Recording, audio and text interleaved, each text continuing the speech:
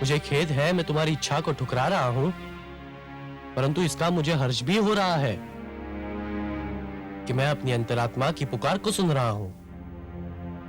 असुरलोक के सिंहासन पर तुम ही बैठोगे, असुरलोक के सम्राट तुम ही बनोगे अनुज। भ्राताश्री, आप मेरे ज्येष्ठ भ्राता है, पिताश्री के ज्येष्ठ पुत्र है। परंपरा यही है कि राजा की मृत्यु के उपरांत उसका ज्येष्ठ पुत्र ही उसका स्थान लेता है। मुझे तो ज्ञात ही नहीं था कि मैं असुरलोक सम्राट का पुत्र हूँ। मैं तो यह समझता रहा कि मैं कामरूप नरेश का पुत्र हूँ। परंतु पुत्र, अब तो तुम्हें ये ज्ञात हो चुका है कि तुम ही मेरे ज्येष्ठ पुत्र हो और पुत्र प्रहलाद के ज्येष्ठ भ्राता भी। अब तो तुम ही इस परिवार के बड़े हो। बड़ा आयु से नहीं, बुद्धि से होता है, और मेरा अनुज बुद्धि में मुझसे आगे है, मुझसे महान है। मैं केवल इतना जानता हूँ कि आप मेरे ज्येष्ठ भ्राता हैं, और ज्येष्ठ भ्राता के रहते छोटे भाई को युवराज बनने का अधिकार नहीं।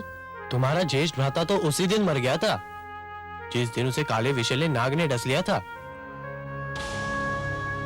उसके मृत शरीर से जो जीवित शरीर उठा था, वो तो तुम्हारे अनुयायी का, तुम्हारे श्रद्धालु का शरीर था, तुम्हारे ज्येष्ठ भ्राता का शरीर नहीं अनुज। परंतु पुत्र, नहीं माताश्री, यह एक ऐसा सत्य है जिसमें किंतु और परंतु के लिए कोई स्थान नहीं। सिंहासन के उत्तराधिकारी का चुनाव आयु नहीं, योग्यता के आधार पर होना चाहिए। भ्राताश्री, असुरलोक की परंपरा निभाना भी हमारा धर्म है। परंपराएं हम बनाते हैं, यदि हम ही इन्हें बनाते हैं तो हम इन्हें तोड़ भी सकते हैं। यदि असुर लोकवासियों ने यह परंपरा बनाई है तो लो, आज एक असुर उसे तोड़ भी रहा है। यदि तुम्हारा यही हट है कि मैं तुम्हारा ज्येष्ठ भ्राता हूं, तो सुनो, मैं तुम्हें आदेश देता हूं, असुरलोक के सिंहासन पे विराजमान हो जाओ, असुरलोक का राजपाट संभालो। पुत्र, यह नहीं मानेगा। राज सिंहासन सोना नहीं रहना चाहिए। यदि पुत्र आह्लाद की यही इच्छा है तो जाओ और तुम ही मुकुट धारण करो। अब प्रजा अपने नए सम्राट को देखने के लिए व्याकुल हो रही है।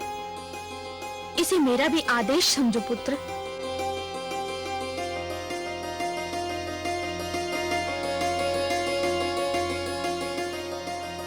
आयुष्मान भव पुत्र।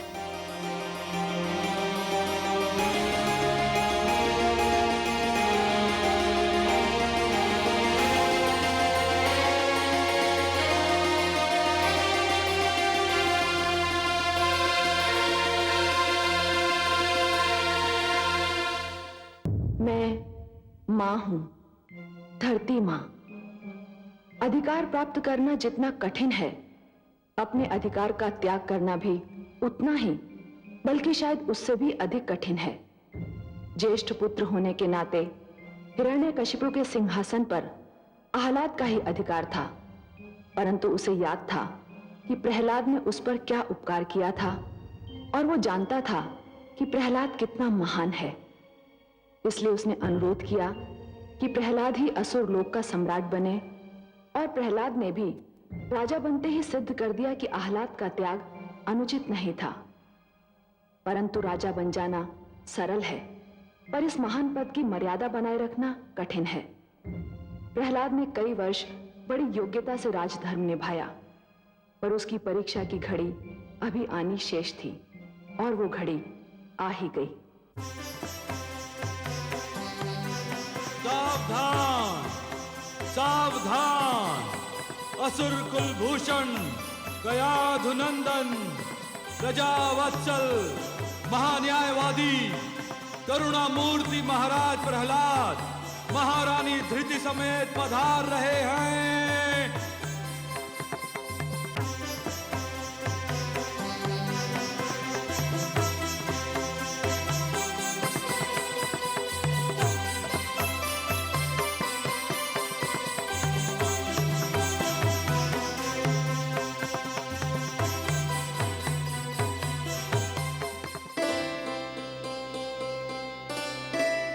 प्रणाम करता हूं भ्राताश्री। आयुष्मान भव। प्रणाम भ्राताश्री। सौभाग्यवती भव।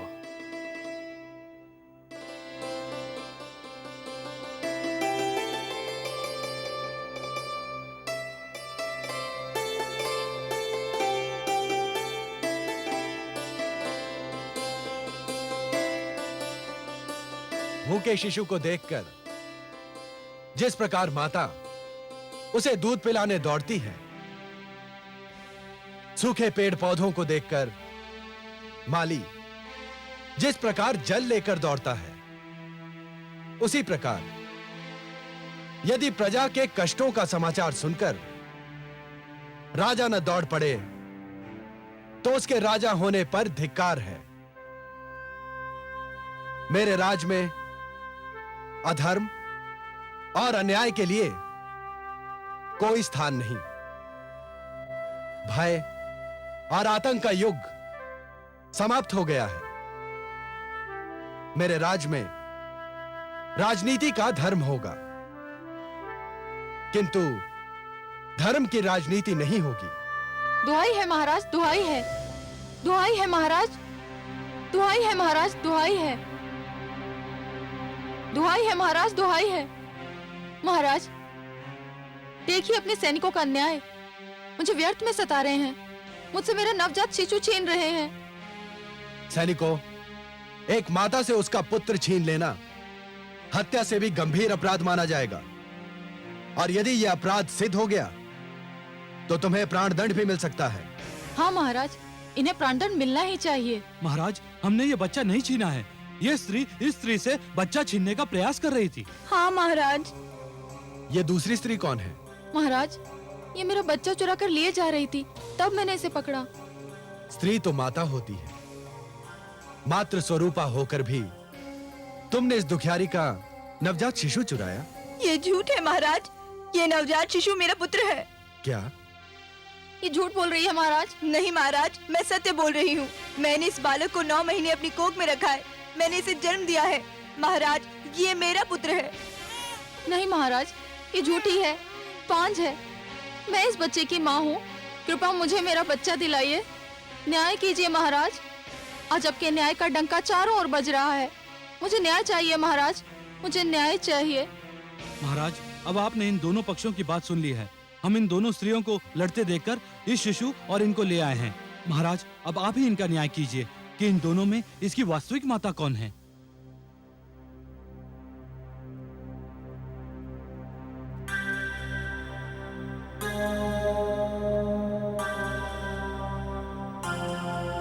मौन क्यों धारण कर लिया महाराज? न्याय करने में विलंब क्यों?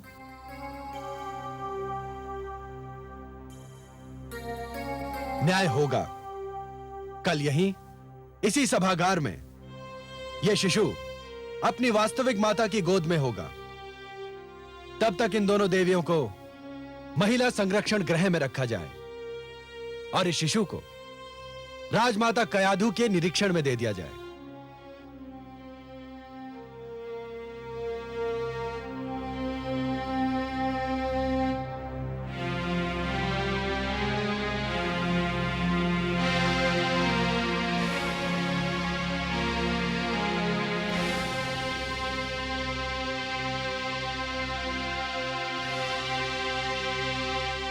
माते,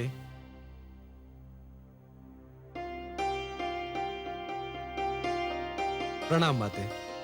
आयुष्मान भव पुत्र, अखंड सौभाग्यवती भव। बहुत उत्सुक दिखाई दे रहे हो पुत्र। हाँ माते, और यदि आप आज सभागार में होती तो आपको यह प्रश्न पूछने की आवश्यकता ही नहीं पड़ती। मैं जानबूझकर नहीं आई थी पुत्र। आप सत्य कहती है माताश्री, और आज वास्तव में मेरे लिए एक कड़ी परीक्षा का दिन है, और इस परीक्षा के लिए मुझे आपके परामर्श की, आपकी सहायता की आवश्यकता है। इस संकट को बिना आपकी सहायता के मैं पार नहीं कर सकता माते। ऐसा कौन सा संकट खड़ा हो गया है पुत्र? उस संकट का एक छोटा संकेत मैं आपकी सेवा में पहले ही भेज चुका हूं माते। राजमाता, ये शिशु तो चुप होने का नाम ही नहीं ले रहा। जब से आया है निरंतर रोए जा रहा है। यही तो है मेरा संकट माते, यही है मेरी परीक्षा। क्या समस्या है पुत्र? समस्या यह है माते कि इस शिशु के साथ 2 स्त्रियां आई हैं, और प्रत्येक का कहना है कि वही इसकी माता है। अब ये शिशु स्वयं तो बता नहीं सकता कि इसकी माता कौन है। और मैं भी यह निर्णय लेने में असमर्थ हूं कि उन दोनों में से कौन सच बोल रही है और कौन झूठ। यह तो बहुत सरल निर्णय है पुत्र। शिशु की भूख वास्तविकता का निर्णय कर देगी। इस शिशु को दोनों स्त्रियों के पास भेज दो। जो इसको अपना दूध पिलाकर शांत कर देगी वही उसकी माता हो। आपका परामर्श बहुत उत्तम है माते, परंतु जब आपने ही यह परामर्श दिया है तो मेरी विनती है कि शिशु को उन दोनों स्त्रियों के पास भी आप ही ले जाएं और देखें कि उन दोनों में से कौन इसे दूध पिलाती है। फिर तो यह निर्णय आप स्वयं कर देंगी कि शिशु की माता कौन है। असुर लोक सम्राट की यही सहायता करके मुझे प्रसन्नता होगी।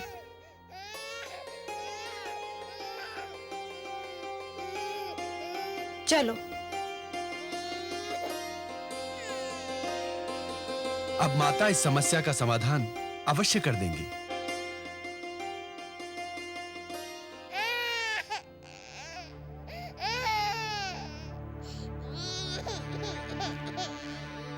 क्या हुआ?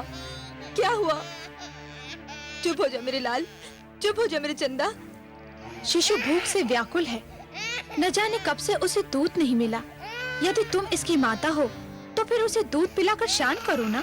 हाँ महारानी, अवश्य। मेरा लाल भूख से बिलख रहा है।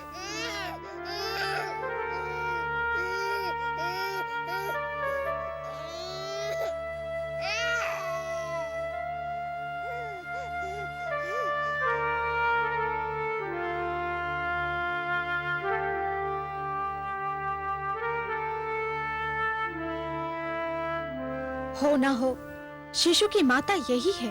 सत्य है महारानी। क्यों महारानी, ऐसा किस आधार पर कह रही हैं आप? देख नहीं रही हो भूखा शिशु कितने प्यार से इसका दूध पी रहा है। क्या यह इसका प्रमाण नहीं कि यही इसकी माता है? यह तो अन्याय है महारानी। क्यों? आपने स्वयं देखा कि बालक भूख से बिलख रहा था। यदि इस अवस्था में कोई भी स्त्री उसे दूध पिलाती तो वह पीने लगता। तुम कहना क्या चाहती हो? यही, यदि दूध पिलाना ही माता होने का प्रमाण है तो फिर मुझे भी अवसर दिया जाए। यदि यह मेरा बच्चा है तो मेरा दूध भी पी लेगा। ठीक है, तुम्हें भी अवसर दिया जाएगा। इस शिशु को इस महिला की गोद में दे दिया जाए। जो आज्ञा महारानी।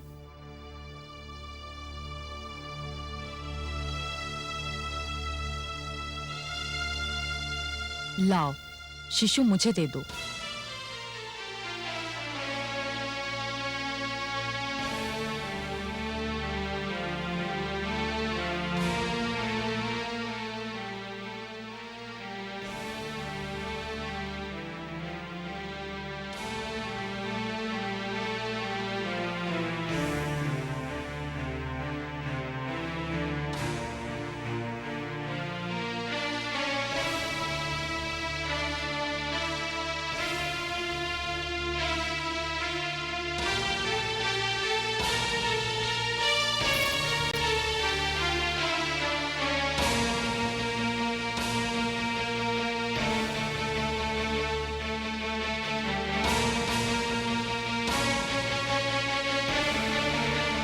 माते, क्या हुआ माते? हो गया निर्णय? किसने दूध पिलाया शिशु को? क्या आपने जान लिया कि शिशु की माता कौन है? नहीं पुत्र, मैं स्वयं दुविधा में पड़ गई। मैं समझा नहीं माते। मैं शिशु को लेकर दोनों स्त्रियों के पास पहुंची। यह देखकर मेरे आश्चर्य की सीमा न रही कि शिशु ने बारी बारी दोनों का दूध पिया। वह बहुत भूखा था। उसकी भूख तो मिट गई, परंतु मेरे लिए यह निर्णय करना कठिन हो गया कि शिशु की वास्तविक माता कौन है। शिशु को दूध पिलाने की कसौटी पर दोनों ही पूरी उतरी।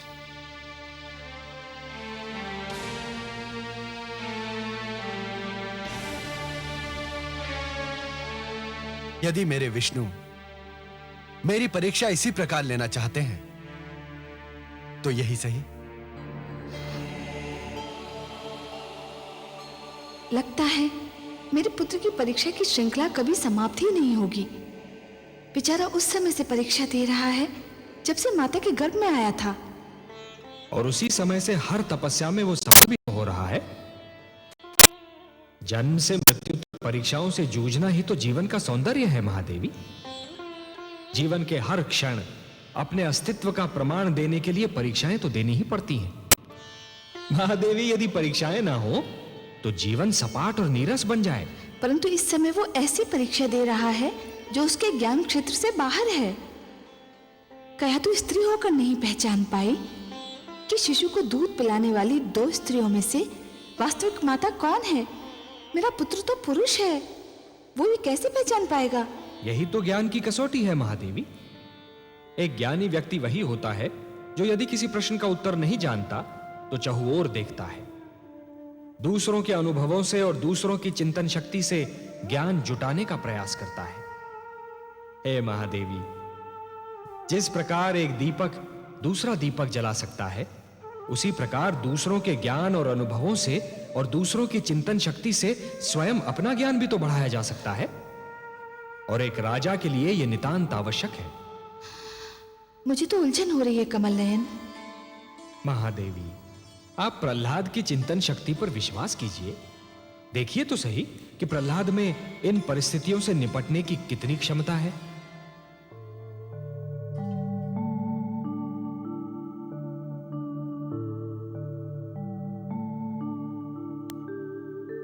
तो तुम दोनों अब भी यही कहती हो कि तुम ही इस शिशु की माता हो और दूसरी झूठी है। मैं इस स्त्री के विषय में नहीं जानती, पर ये शिशु मेरा पुत्र है। ये स्त्री झूठी है।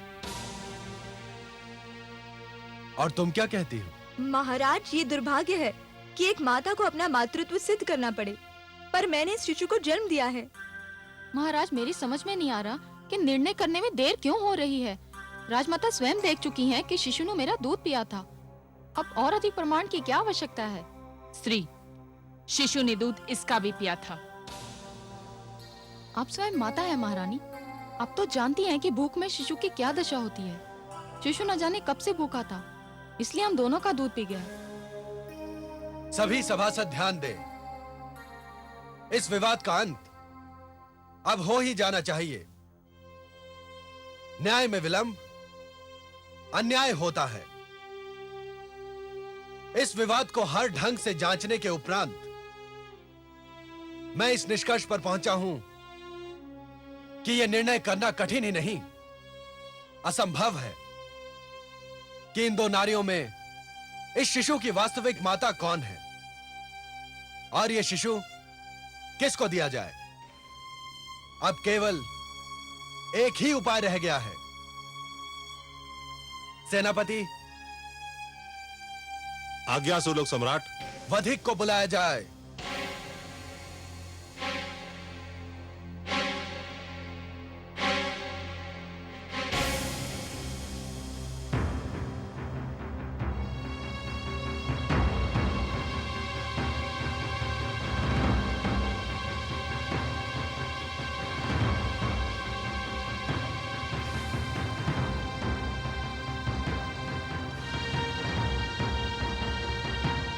आज्ञा सम्राट, सेवक उपस्थित है। क्योंकि यह सिद्ध नहीं हो पा रहा है कि शिशु की वास्तविक माता कौन है, मेरा निर्णय है कि शिशु के शरीर के 2 टुकड़े कर दिए जाएं। आधा एक को और आधा दूसरी को दे दिया जाए। वधिक, इस शिशु के 2 टुकड़े कर दो। जो आज्ञा। नहीं लाओ शिशु। नहीं नहीं नहीं नहीं महाराज, नहीं। इस शिशु के 2 टुकड़े न कीजिए। ये शिशु इस स्त्री को ही दे दीजिए। मुझे नहीं चाहिए शिशु। मैं आपके हाथ जोड़ती हूँ, इस शिशु को इसे ही दे दीजिए। देख लिया महाराज, सत्य सामने आ ही गया। मैं ना कहती थी यह शिशु मेरा है, इसकी माँ मैं हूँ। यह स्त्री तो झूठी है। झूठी वो नहीं, झूठी तुम हो।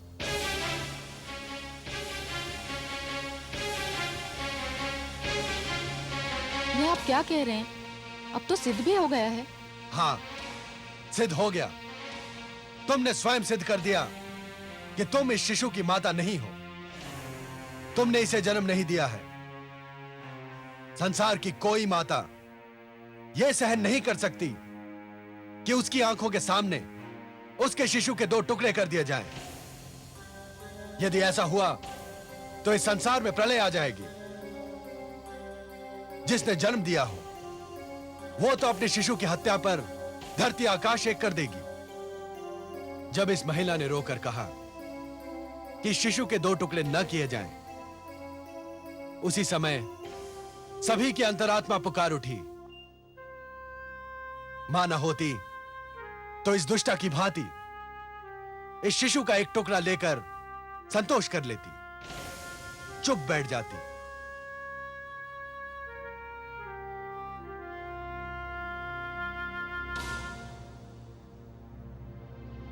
मेरा निर्णय यह है कि इस शिशु को इसकी वास्तविक माता को दे दिया जाए।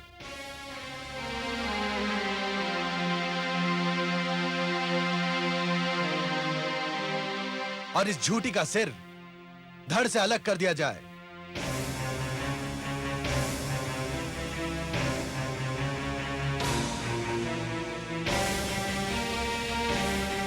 वधिक, हमारी आज्ञा का पालन हो।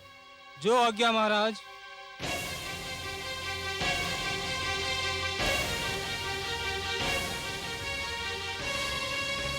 तुम्हारी कोई अंतिम इच्छा हो तो व्यक्त कर दो, पूरी की जाएगी।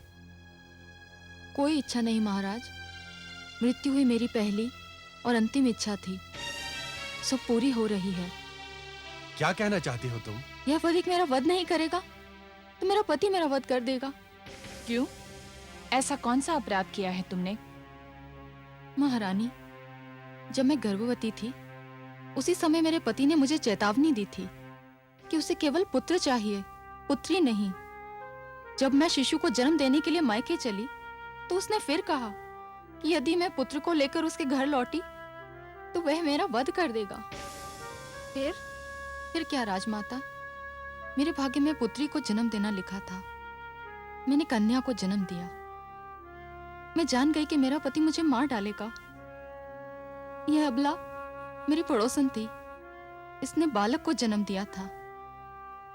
मैंने अपनी पुत्री अपनी माता को सौंपी और इसका पुत्र लेकर भागना चाहा। महाराज, इस वधिक को आदेश दीजिए कि मेरी दुखद कहानी का अंत कर दे। अपराधी ये नहीं, वास्तविक अपराधी तो इसका पति है। नहीं देवी, वास्तविक अपराधी यह समाज है जो बालक को कन्या पर प्राथमिकता देता है। वो विचारधारा है जो पुत्र को पुत्री से श्रेष्ठ समझती है। धिक्कार है उस समाज को जो इतना भी नहीं समझता कि यदि कन्याओं को समाप्त किया जाता रहा तो यह संसार और जीवन का अंत हो जाएगा। धिक्कार है उस समाज को जो यह भी नहीं समझता कि आज की कन्या कल की माता है।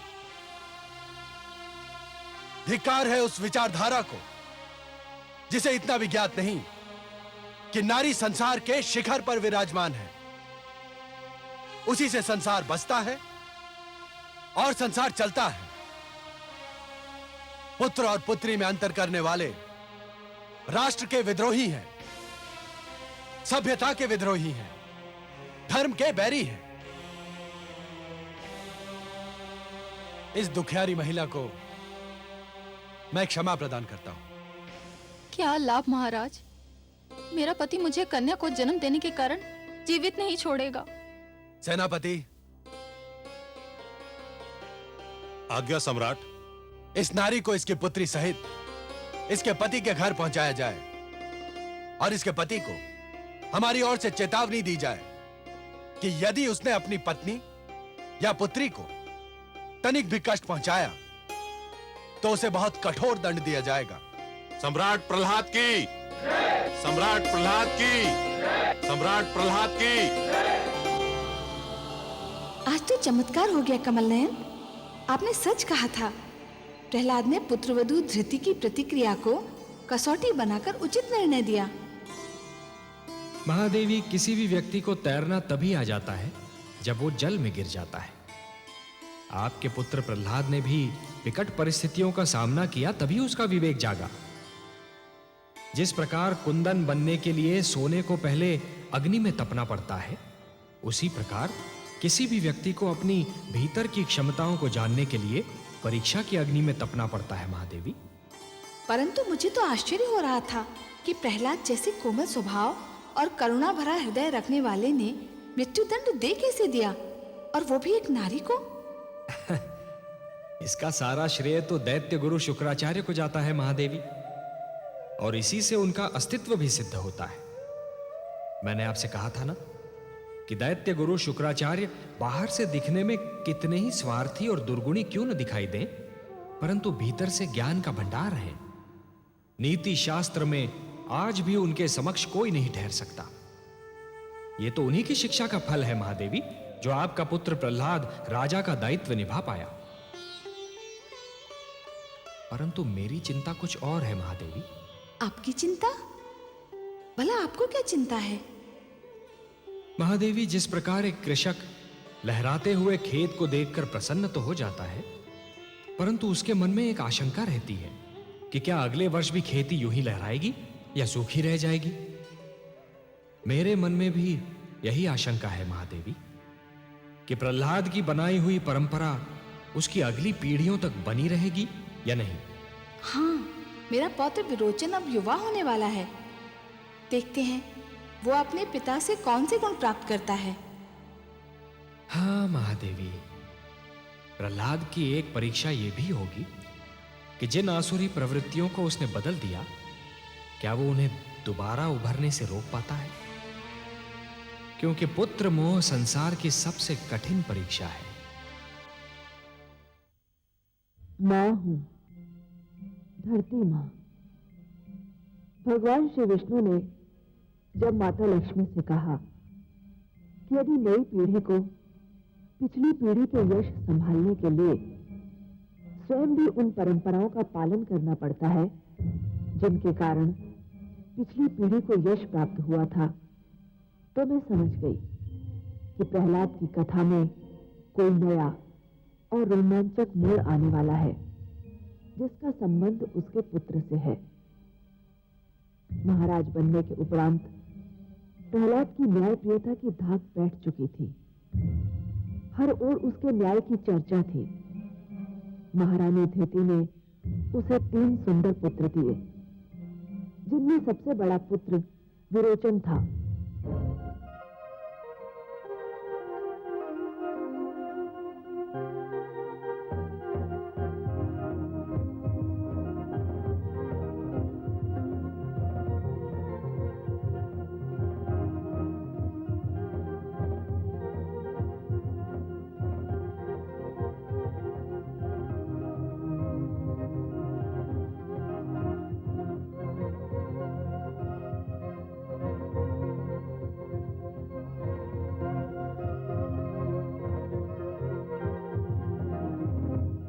पिताश्री, यशस्वी भव पुत्र।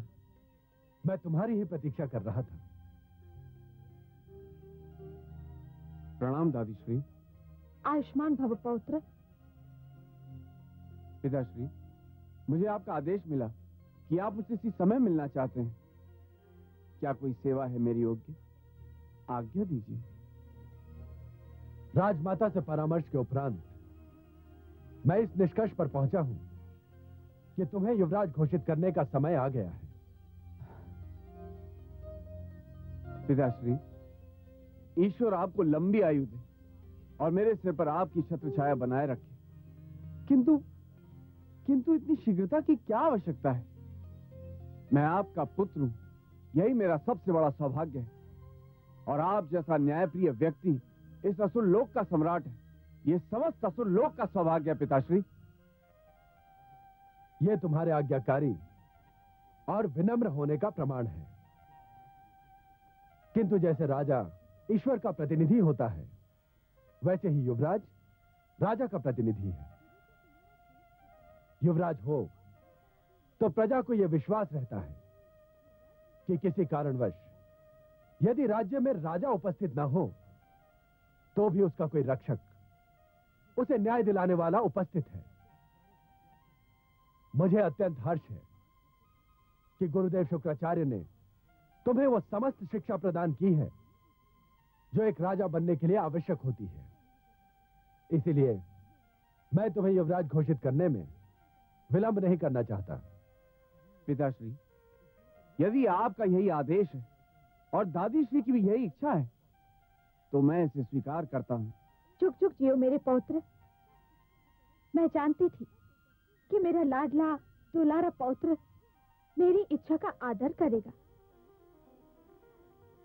चुप चुप जियो मेरे लाल, यशस्वी भव।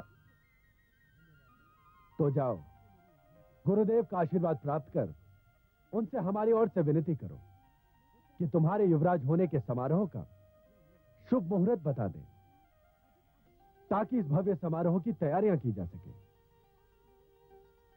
जो आज्ञा पिताश्री।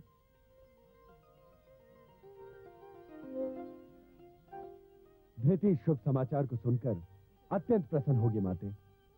अवश्य पुत्र। आइए माते।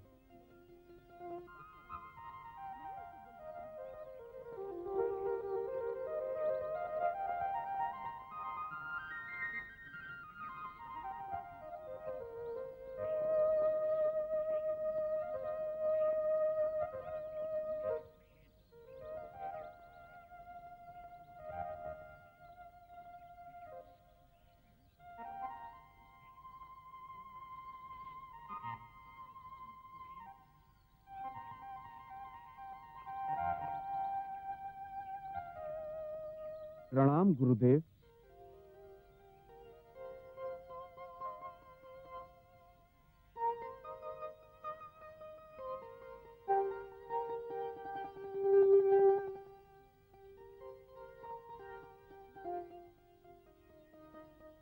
यशस्वी भव, तेजस्वी भव। कोई विशेष समाचार लाए हो शिष्य? जी हाँ गुरुदेव, पिताश्री महाराज प्रहलाद ने मुझे युवराज घोषित करने की इच्छा व्यक्त की है। ये तो बहुत शुभ समाचार है शिष्य। अवश्य अब तुम युवराज पद ग्रहण करने के योग्य हो चुके हो। तुमने बहुत थोड़े समय में युद्ध शास्त्र और राजनीति में निपुणता प्राप्त कर ली है। ये सब आपके चरणों की देन है गुरुदेव। राजपुत्र युवराज का अंतर जानते हो शिष्य? इसका ज्ञान भी आप ही मुझे दे सकते हैं। राजपुत्र केवल राजा के अधिकारों की छत्र छाया में रहता है। युवराज के अपने अधिकार होते हैं। राजपुत्र कोई अधिकार राजा की इच्छा के बिना प्रयोग नहीं कर सकता, परंतु युवराज अपने अधिकारों को अपनी इच्छा अनुसार प्रयोग कर सकता है। युवराज बनते ही तुम्हें स्वयं को सामान्य से अलग, सामान्य से श्रेष्ठ सिद्ध करना होगा। स्मरण रहे, राजा लगना भी राजा होने की क्रिया का प्रधान अंग होता है। युवराज के निर्णय उसके अपने होते हैं, अपने बल पर होते हैं, अपनी शक्ति का प्रतीक होते हैं। मेरी शक्ति का स्रोत आप हैं गुरुदेव। मुझे जो भी शक्ति मिली है आप ही से मिली। हाँ शिष्य, मैंने तुमको वो सारी शक्ति दे दी है, वो समस्त ज्ञान दे दिया है जो मैंने अपने पुत्रों शंड और अमर को देने का निश्चय किया था। वे दोनों मुझे छोड़कर चले गए। अब तुम ही मेरे शिष्य भी हो और पुत्र भी। मैं आपका आभारी हूं गुरुदेव। शिष्य विरोचन, युवराज राज का स्तंभ होता है, राजा के उपरांत ही नहीं, राजा के साथ ही युवराज पर राज का बोझ होता है। मेरी इच्छा है कि जितना शीघ्र संभव हो तुम प्रहलाद के कंधों का बोझ अपने शक्तिशाली कंधों पर ले लो। जाओ, मैं शुभ मुहूर्त निकालकर स्वयं महाराज प्रहलाद के पास जाऊंगा। जो आज्ञा गुरुदेव। आयुष्मान भव।